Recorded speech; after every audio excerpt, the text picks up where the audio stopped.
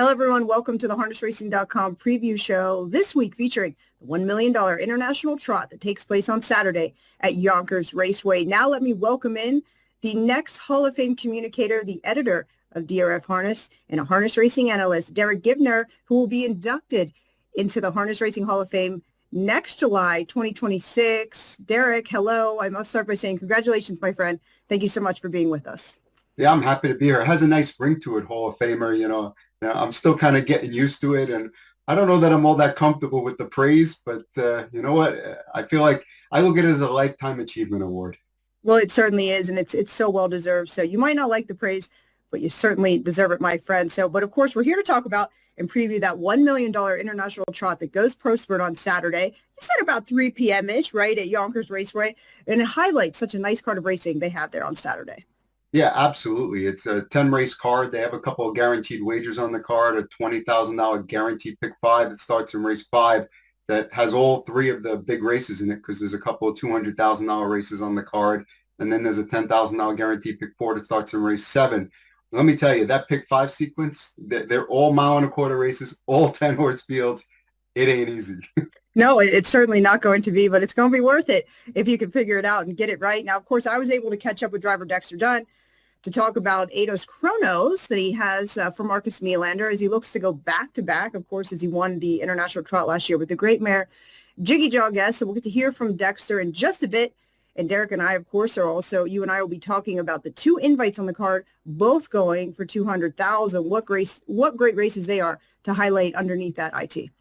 Yeah, really nice races, from top to bottom, both of them. And some of the contenders maybe didn't draw in the best spots in those races. So it'll be interesting to see where it plays out. The pace, let me tell you, it's an absolutely impossible race, in my opinion. Well, I think the thing that makes those 2 invites, of course, for me looking over, and we'll talk about our picks later on here as well, is, you have some of the horses that race there at Yonkers. You got the Yonkers regulars, and then you have some of the horses dropping in from the Grand Circuit as well, but might not be so used to getting around a half there in both the pace and the trot. So interesting to see, are the regulars going to have the leg up there? Or, of course, are the horses that could be a touch ahead of them? But, so I think that's what's going to make those 2 races interesting, especially with $200,000 on the line. Yeah, it's always interesting to see, you get those everyday overnight horses taking a shot against some of the Grand Circuit horses and see if they can actually compete on the same level. And sometimes it does level out going onto the half-mile track when some of these horses aren't used to, they're used to racing on a 5/8 or a 7/8 or a mile, and then they come to the half, and maybe they aren't quite as good as the half. Though this year, one of the top Grand Circuit horses coming in is Captain Albano, who has a track record on a half at, I believe, is Batavia. So clearly he can handle it. He can, and of course, I don't know about you, but I just love him. So, of course, hint might be one of my picks moving on for later on. But let's get back to the ID. 7 countries represented this year. The U.S. having 2 horses. France did have 3, but the 7 Ideal Lignaris is now scratched, but of course bumps the U.S. up till 3. Southwind Cours draws in, so now we have 3 for the U.S. Southwind Cours, of course, trained by trainer Ron Burke. Canada with 1, Germany, Italy, Norway, and Sweden, of course, all with 1. Derick, I think it's really something to see all these great trotters that come right to Yonkers that have to race in a half, especially the horses that come in from Europe. It's a different style of racing over there to come here to race for that $1 million and for a distance of 1.25 miles. Yeah, it's really great to see this field come together. And some years you don't always get the best horses from overseas. I think this year you got a really strong bunch, overall. There are a couple of horses that are, legitimate stars over in Europe, whereas last year, I don't think we had that. And Jiggy Jaw kind of stood out on paper. And these horses have a lot to, deal with here because it's not just coming to race on a half-mile track, which maybe they haven't done in the past, but now some of them have to stay in detention at Yonkers Raceway. Basically, they're used to being out in the field maybe all day, and now that you have to stay in a stall and you only come out for a couple hours a day. So there's a lot of acclimating that needs to happen, and not every horse will acclimate the same way. Interesting this year as well. We bring in some of the European driving stars. We've seen Bjorn Goop and Oren Kihlstrom come over in the years past, but I feel like this driving quality is really tough this year in adding in them as well. Now, thinking about the International Trot, the first was raced in 1959, Derick. Can you even believe it? It was won by the French import named Yaman. But can you believe it was raced in front of 48,000 spectators, right? Man, that had to be something to see. Of course, 1959 was a little bit before both of ours time, but it seems crazy to think. Yeah, I sometimes look at the old pictures of Yonkers Raceway or Roosevelt Raceway, and I see all the people there, and I think, wow, it would have been really cool to be there during that time. And, I probably started going to the races maybe 1989, 1990, and I was at some of the international trots that took place at Yonkers Raceway with the spotlight on the horses and stuff like that. And it was really cool. And there were probably more people there then than there are now. But you know what? You like to see people at the track, but we have, the Hambletonian, the jog, and some events where they still show up to like that. When you think about some of the international trot fun facts, just a few we have here, as we said, 48,000 spectators watched the first one. A 20-year hiatus occurred after the 1995 international trot. U.S. has the most international trot wins with 15. Not really any surprise, right? The horses don't have to ship. They don't have to go through coming across. So it makes it easier on them. So no surprise there. France is in second with the most international trots with 13. Of course, 2024, the winner was Jiggy Jog X. Dexter Dunn, as we said, looks to go back to back as wins as a driver. So a lot of cool information there to give away. And of course, we talk about 1959 to last year, Jiggy Jog, who made it look easy last year for Dexter Dunn. What a great mare she was. And like I said, he talks a little bit more. We'll get to hear from him a little bit later. Yeah, she was so super. And you know what's interesting here is that it's not all straight lines here. You have Dexter Dunn, who's from down under, driving, a horse that, is from Sweden, who's racing in the US. And, Daniel Redin comes in with a French horse and a US horse, even though he's from Sweden, or Marcus Melander, who's from Sweden and trains a couple of horses, and, they're from different places. So it's really interesting how it all comes together and creates this nice melting pot. Yeah, we'll talk about that. Get to the race, but how about Lexus Cody representing Canada because he's Canadian bred, and of course, Yannick Gingras has the Canadian roots there. So they said, "Hey, we'll put you guys in Canada." Well, we'll get back to talking about that now. Of course, each year the MGM and the SOA of New York put together such a wonderful full event for all the participants, from Broadway shows, dinners, really giving them such a great look at being in New York and New York City. And, of course, one of the highlights is the boat cruise that you get to go on, and it takes you out around the Statue of Liberty. I've got to experience it quite a few times. Derek, have you ever got to go on the boat ride? Yeah, I've been on it the last 2 years. Yeah. It's really interesting. And last year, I think they brought us so close to the Statue of Liberty. I mean, so close. I've been there before. I mean, it was, I want to say like 40 something years ago on a school trip, but it was just really close to, cool to be that close to it and to see it like that. And the sky was just perfect that night. It was beautiful weather. It was a nice experience, and it's good to see everyone mingling with each other. I mean, the world is much smaller now than it used to be, with social media and the internet and everything like that. So we really should have more events like this. We certainly, and like I said, hats off to the connections for putting together such a wonderful wet. Well, let's roll along here and we take a look at this field of 10 on Saturday, led by U.S. favorite. Of course, the morning line is out. Some may agree, some may disagree, but the morning line favorite is the U.S. horse Periculum. Scott Zeron driving for trainer Marcus Melander. He's one of two for Melander. But let's start with the one in here, Lexus Cody. 7-2, representing Canada, as we just said here just a few minutes ago. Yannick Gingras drives for Ron Burke, draws the rail, fresh off the win in that impressive Maple Leaf Trot. I think strengths for him, Derek, he can leave the gate, and he's a big horse. He covers a lot of ground. Yeah, he was so impressive in that race. I mean, listen, I always knew he was a decent horse. I didn't know he was a 149 and one trotter. And, there's some interesting things here because he's coming into a track where he's had 5 career starts in this track, and he's broken 4 times. That being said, only 2 of them came this year. He didn't have any starts over the track last year.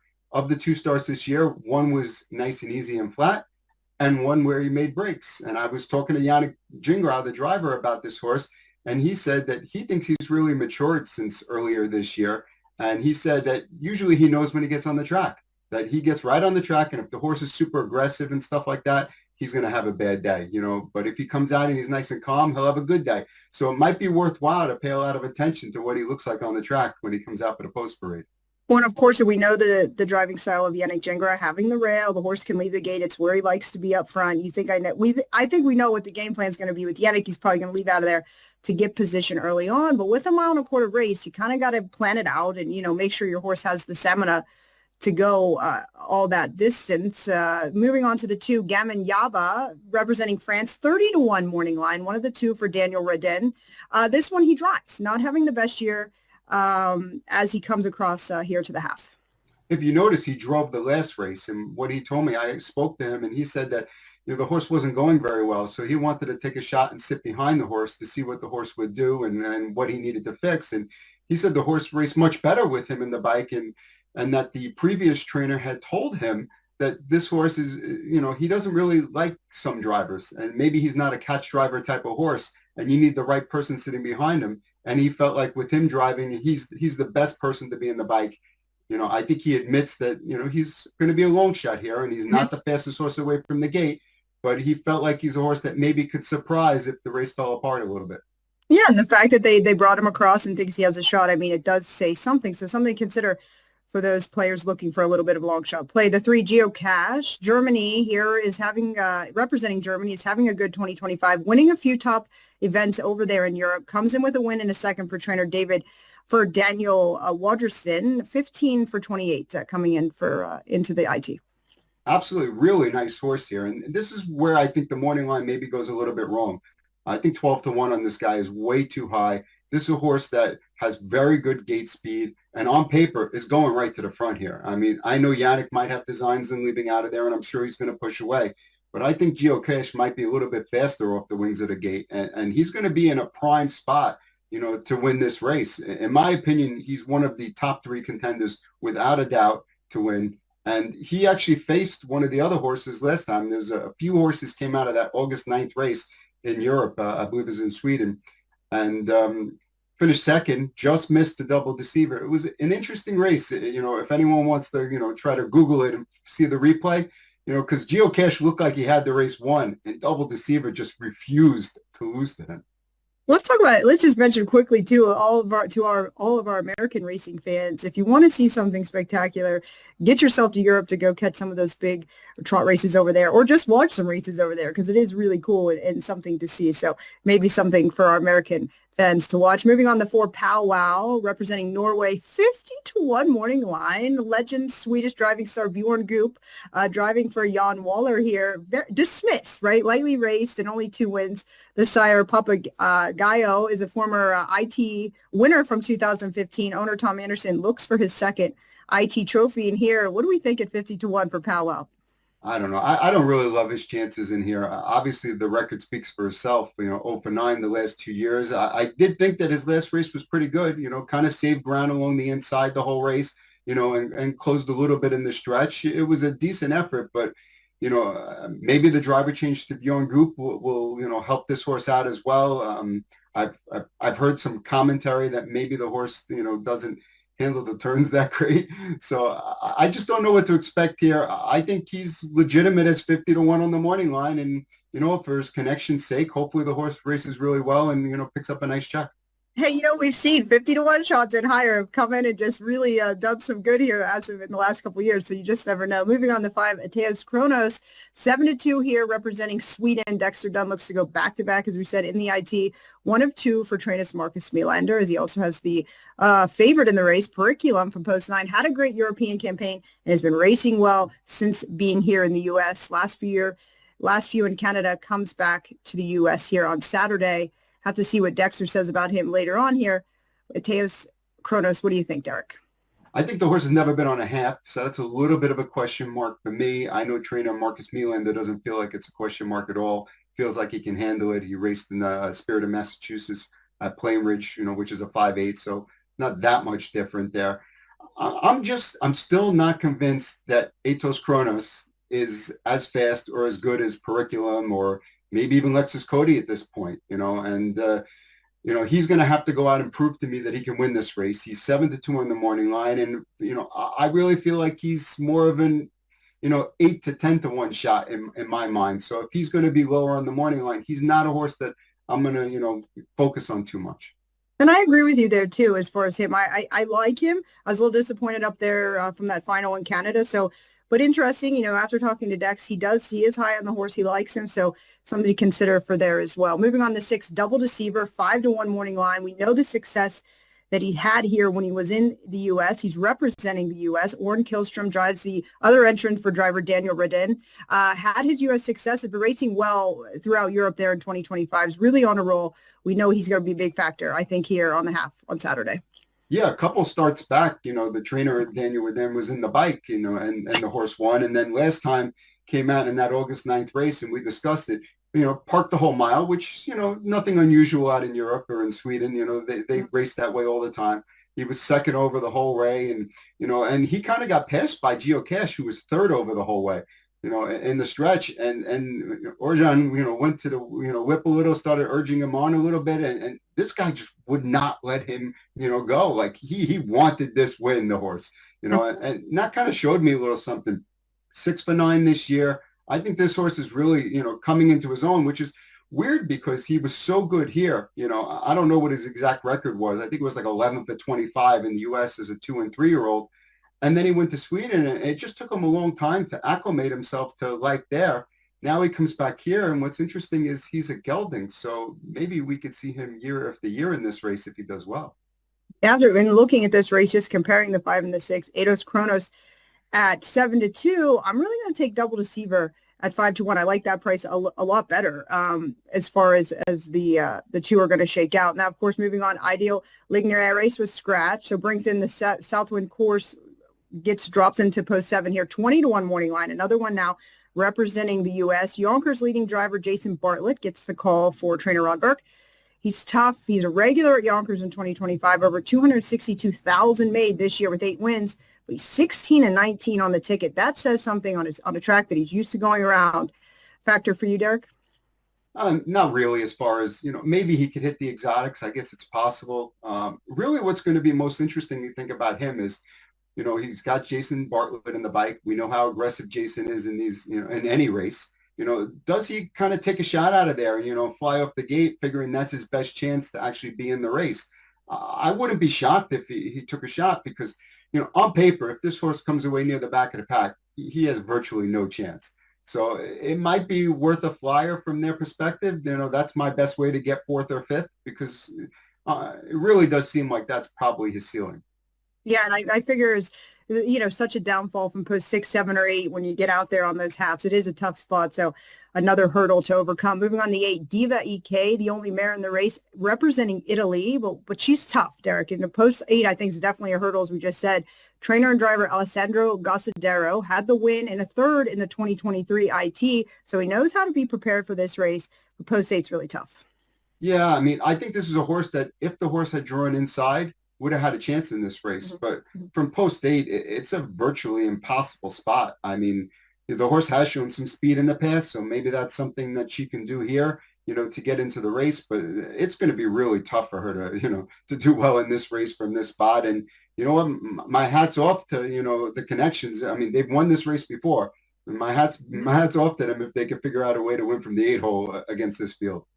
Moving on, of course, we're going to talk about the 9 and the 10. These two will be trailers. The 9 Curriculum is your race favorite, 5-2 here, representing the U.S. He's the second Melander entrant. Scott Zeron drives, the regular driver. And Scott just gets along with him so well. And I think what's going to make him such a sneaky pair in here is with the trailer. I think with Yannick having the rail in there, with Lexus Cody, it's going to allow Scott to just get out of there, get himself in a good position. And this horse is really, really good. If he's in the hunt late, he's got a really big close. He likes to have a target, and I think that's going to make him competitive in here and put him in the perfect spot, especially at 1.25 miles. The big question mark here is that he's got the second tier behind Lexus Cody. So obviously he needs Lexus Cody not to make a mistake. That's the first question mark. But the second question mark is, let's say he comes away well behind Lexus Cody, 3rd or 4th, is there going to be a space for Scott to come off the rail with this horse, and put him in play? Because you have a field of European horses that are used to racing park the mile or park the 1.25 miles in this particular instance. So if there are too many horses stacked up on the outside, that could leave him in a spot where he can't find that seam to get through. Now, if there is a seam there, obviously Curriculum is a horse that's, a tough horse that will be right there. My issue is taking 5-2 morning line on a horse that's going to need some luck in order to win this race. Well, especially if he does get the trip sitting second or third, you almost have to make that big move at the 3/4, which is almost going uphill at Yonkers into the paddock turn there, and then hopefully to come back down. So it is a big move. So it's just when you're going to have to do it, or just hope for, like you said, a lot of luck if a hole shake or if a spot opens up down the rail when they're coming down the stretch. Moving on to 10, Honek, representing France here. He's 6-1. The 8-year-old has danced some big dances. 2023 Elite Lop winner, which is a big feat in itself. If you know, you know. Comes in racing well, I think, in 2025, but he likes to be up close. So having, I think, the trailer is going to be the big question for him. Yeah, absolutely. I mean, they have to be probably the most disappointed when the draw came out, because this is a horse that if you swap Geocache and Honek, I think, their chances of winning the race would be swapped as well, and Honek's chances go way up. I will say one thing, he's starting in the second tier, obviously behind Gamanyaba, who, is not fast away. So that's not very good. But I don't see any reason why he couldn't move over and start behind the 3 slot where Geocache is going out, and he's definitely leaving the gate. So maybe that gives him, the opportunity of getting into the early flow, and it's just a matter of whether or not he's strong enough, to race, park first over the entire race and still win. I don't think his chances are 0, but I think, he's obviously compromised by the post position. And moving on, looking at the horses in the field, 3 of the horses have that August 9th date, the race you said you watch. I think that's a bit of a stale date, especially coming in against these American horses that have raced 8 to 10 days ago. What do you think? I really don't think so, because if you look at the past performance lines of these horses, Geocache, hadn't raced for a month. He had 4 weeks off.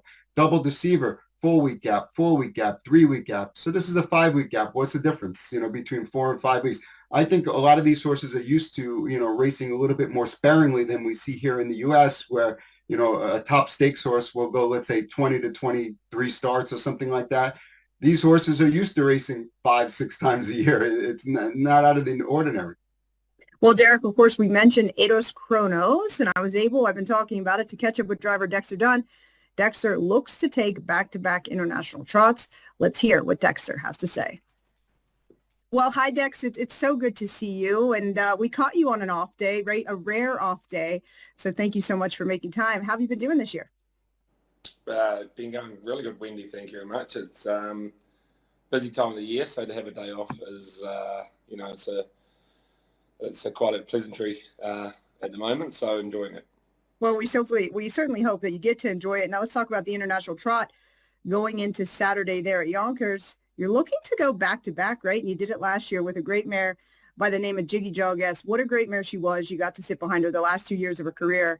What a ride she took you on. Yeah, she was truly amazing mare. I was very lucky to be able to drive her through those last few seasons, and obviously had a great ride with her. And for her to win the International Trot last year was it was just awesome. It certainly was. When you talk about horses such as her, Jiggy Jog, Twin B Joe Fresh, of course, and of course we're looking at some other great horses that you're sitting behind here at 2 and 3 as well. Those are just once in a lifetime type of horses. They're just nice to be able to sit behind, and such a privilege for you, I'm sure.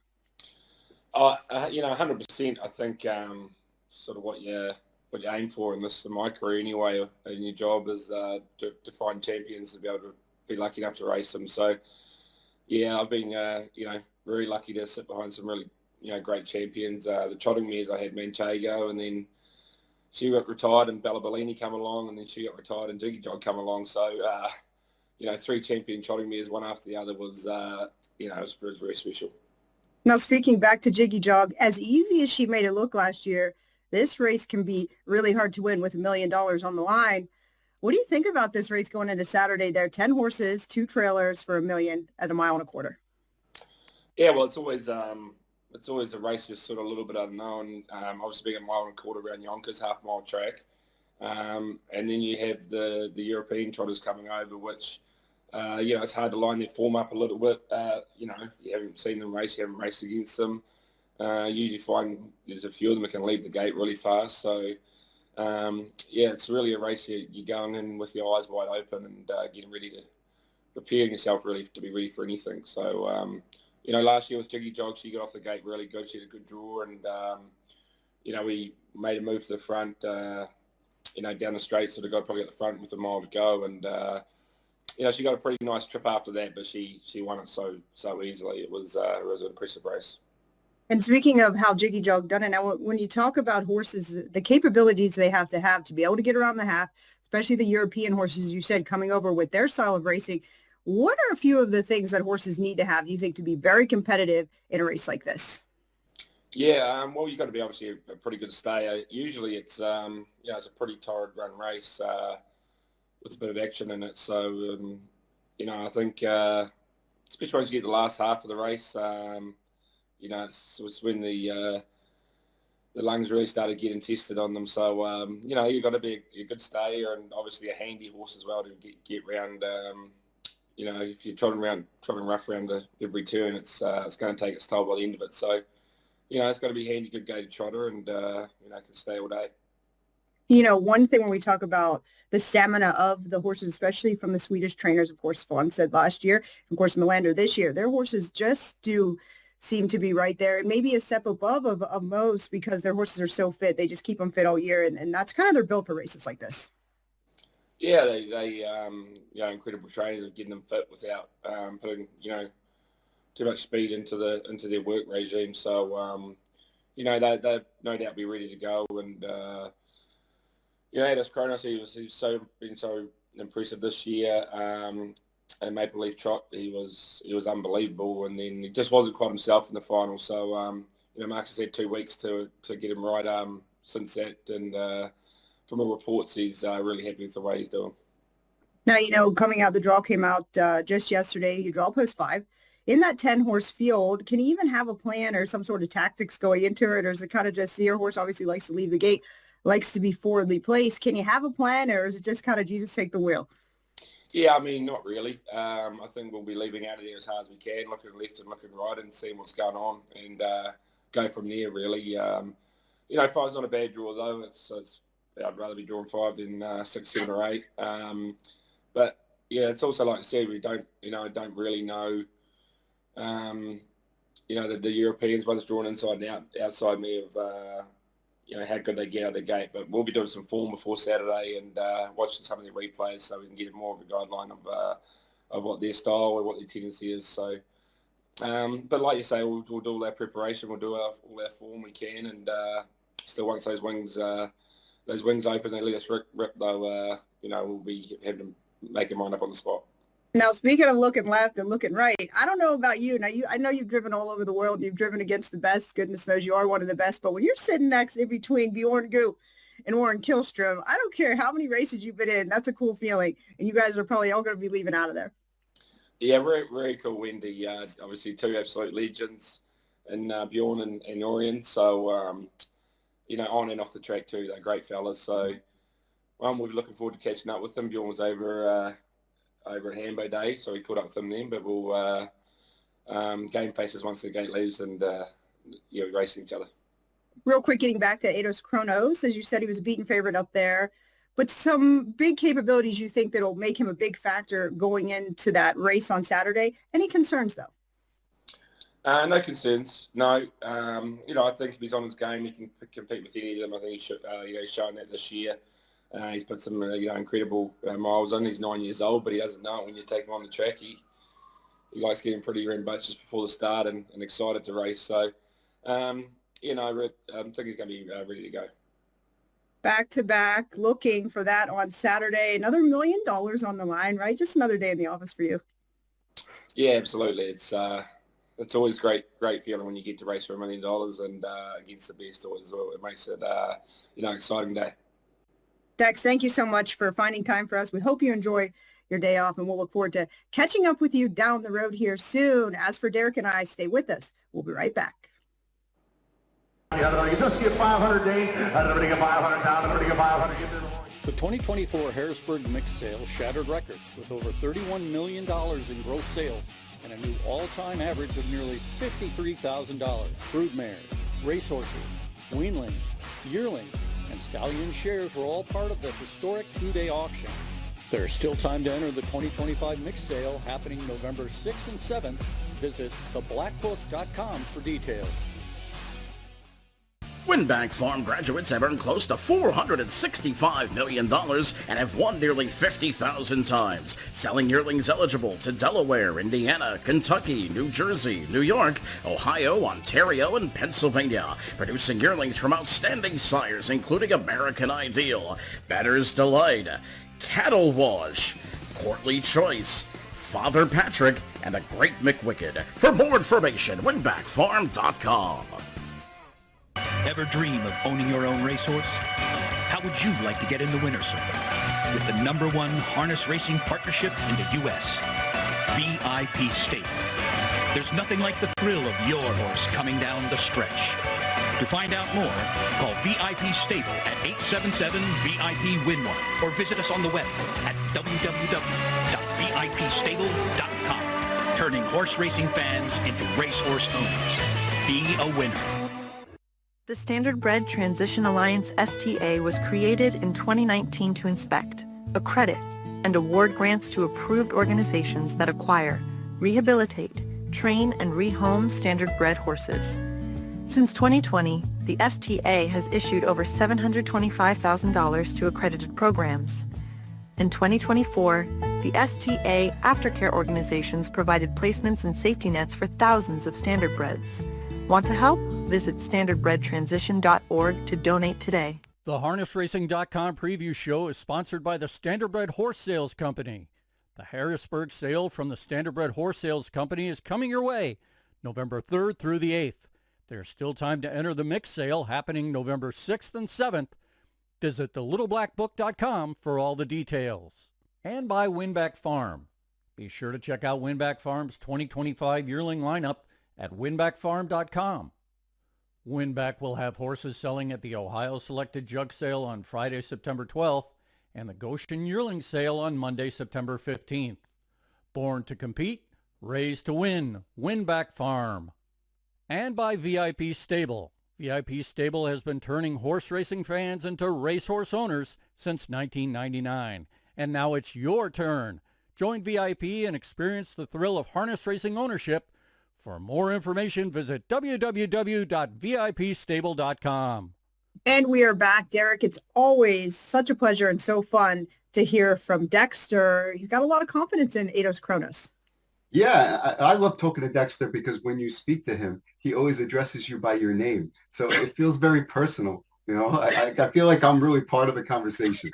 Yeah, it is something cool. And we caught him on a day off, so we were so grateful for his time. But now let's get back to the two races, or could say the undercard highlights of Saturday. Let's take a look at the Grade 2 $200,000 invite. Of course, let's get a hats off to Director of Racing Joe Frazier, who put together two wonderful races here. We'll start with the area invitational pace, a field of 10 here. 6'3", 210 are the standouts for me. I'm going with one of my favorite horses, Captain Albano, on top here.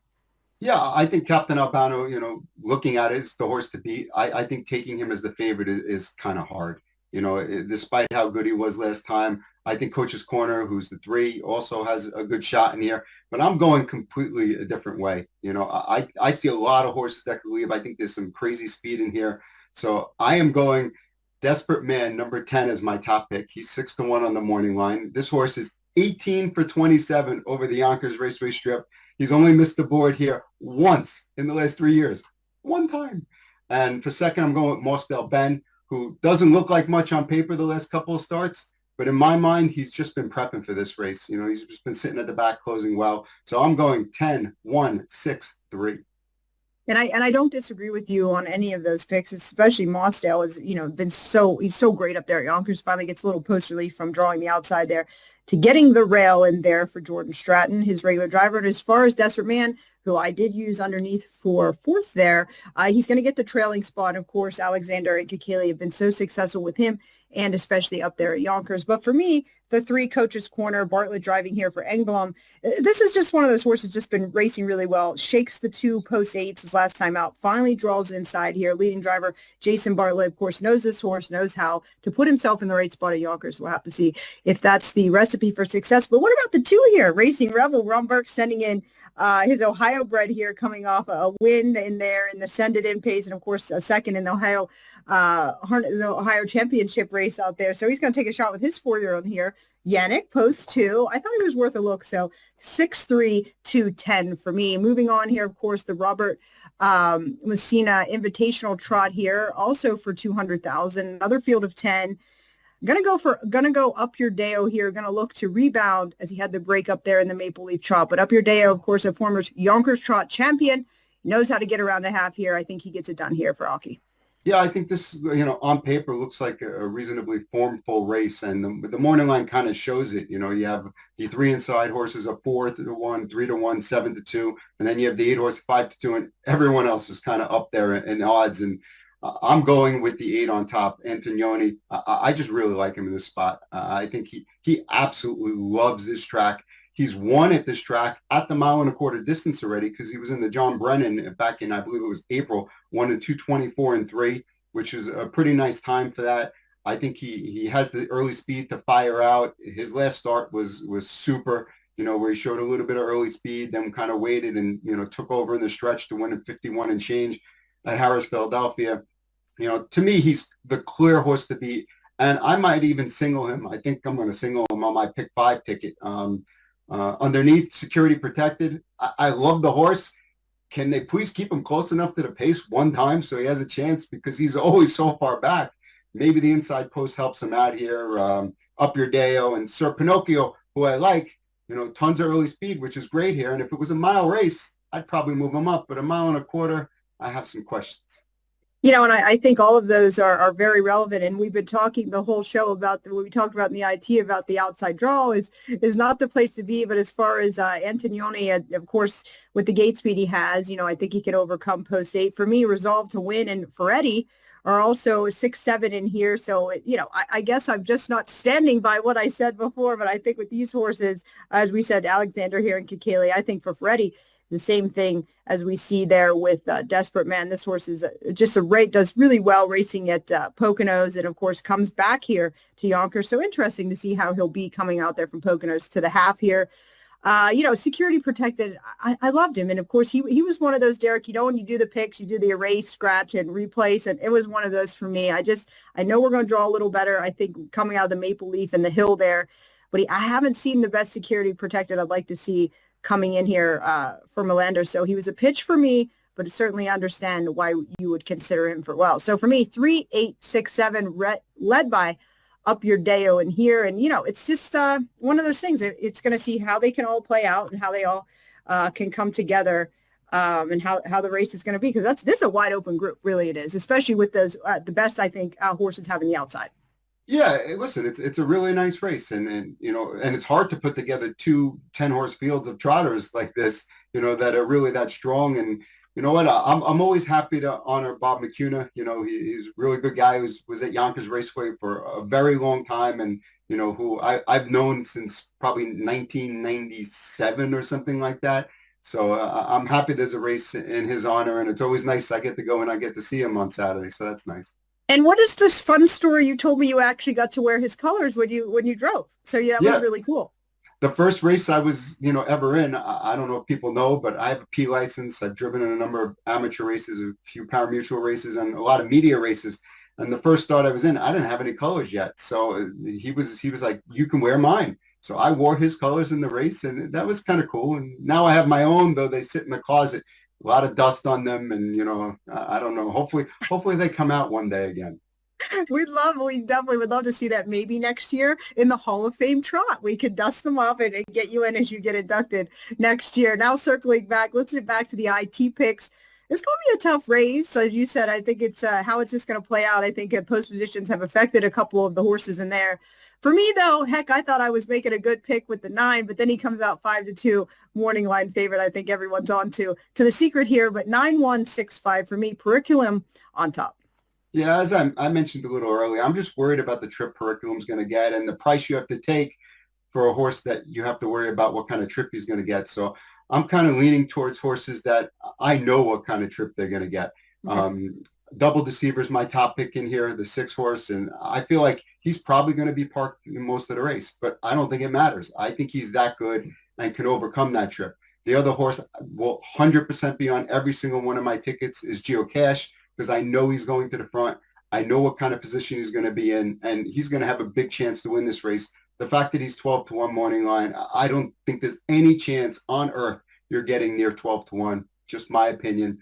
And then Lexus Cody. My issue with Lexus Cody is more of, I don't know what his odds are going to be. Like on paper, if you just look at the lines, right, quite frankly, he should be like 6-5 in this field. He's coming off a 49-1 win. And if they bet him heavy like that, I couldn't get myself to play him in this field at that kind of price. But if he's hovering around 3-1, somewhere in that range, he's a realistic player in this field that, would be a good bet. And I agree with you, because it's me, 9-1-6-5. So Pericula and Lexus Cody, Double Deceiver came in third. Like you said, I was just a little concerned about that date, but you say no.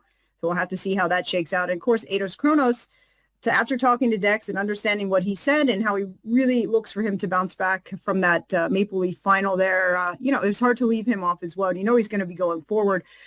So wasn't it funny, though, if you listen to the Dex interview, when he talks about it, I said, you got Bjorn Goop to your left, and of course you're going to have Warren Killstrom to your right. And he was like, that's really cool. And you're going to see three of the best drivers in the world going to be at Yonkers on Saturday. And that's certainly going to be something to see in itself. Now, there are all kinds of ways to watch the action from Yonkers on Saturday. Of course, you're going to watch it on FS2. The IT will take place. What do we say, Derick? About 3 p.m., you think?